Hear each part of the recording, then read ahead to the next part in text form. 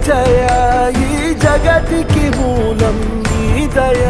నీ దర్శనముంది వెలిగిన జ్యోతి మనసున చిన్మయ